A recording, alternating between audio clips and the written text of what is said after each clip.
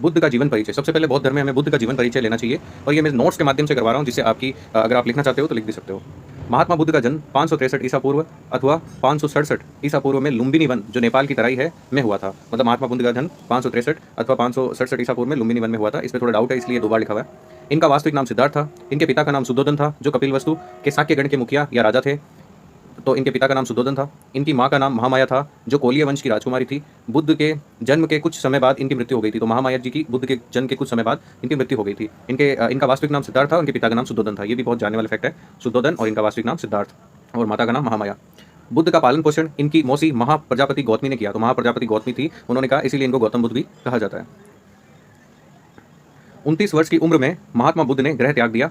इसे महाभिनिष्क्रमण के नाम से भी जाना जाता है। तो महाभिनिष्क्रमण, 29 साल की उम्र में उन्होंने घर का त्याग कर दिया, उसको महाभिनिष्क्रमण कहते हैं। महात्मा बुद्ध उरुवेला के जंगल में तपस्या प्रारंभ की उन्होंने।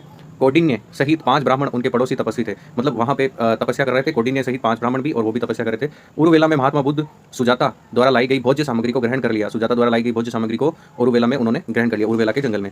ज्ञान प्राप्ति की घटना को संबोधि कहा गया। संबोधि का मतलब ज्ञान प्राप्ति की घटना। प्रथम धर्म उपदेश की घटना को धर्म चक्र प्रवर्तन, मतलब पहला जो उन्होंने उपदेश दिया था उसको धर्म चक्र प्रवर्तन का नाम दिया गया। ये जो भी है, ये सारे एग्जाम में आए हुए क्वेश्चंस हैं। बुद्ध ने अपना प्रथम वर्षाकाल सारनाथ में व्यतीत किया। राजगृह में सारिपुत्र और मोदगल्यायन नामक ब्राह्मणों को अपना शिष्य बनाया। यानी राजगृह में सारिपुत्र और ये मोदगल्यायन, इनको अपना शिष्य बनाया। और प्रथम जो वर्षाकाल था वो सारनाथ नाम की जगह पे बीता। ये दोनों सबसे चिंतनशील एवं प्रबुद्ध शिष्य थे। ये बहुत ही अच्छे शिष्य थे, चिंतनशील थे। बुद्ध के चचेरे भाई देवदत्त भी उनका शिष्य बना। बुद्ध का यही शिष्य उनका सबसे बड़ा विरोधी था। इसने बुद्ध की 3 बार हत्या करने का असफल प्रयास किया था। बुद्ध की हत्या करने का असफल प्रयास इसी ने किया था।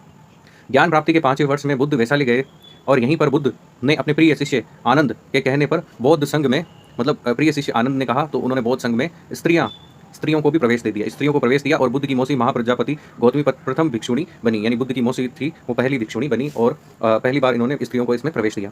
ज्ञान प्राप्त के 20वें वर्ष में श्रावस्ती में अंगुलीमाल डाकू का हृदय परिवर्तन कराया। यानी 20 वर्ष ज्ञान प्राप्ति के 20 वर्ष में उन्होंने एक डाकू थे, उनका भी हृदय परिवर्तन करवाया। पावा से बुद्ध कुशीनारा पहुंचे, मल्लो के सालवन में रुके। मतलब पावा से कुशीनारा पहुंचे और मल्लो के सालवन में रुके। यहाँ पर उन्होंने अपना अंतिम उपदेश यानी सुबद्ध दिया। अंतिम उपदेश यहीं पे दिया था। कुशीनारा में 80 वर्ष की उम्र में बुद्ध की मृत्यु हो गई और इस घटना को महापरिनिर्वाण नाम से जाना जाता है। तो महापरिनिर्वाण इनकी मृत्यु को जाना जाता है।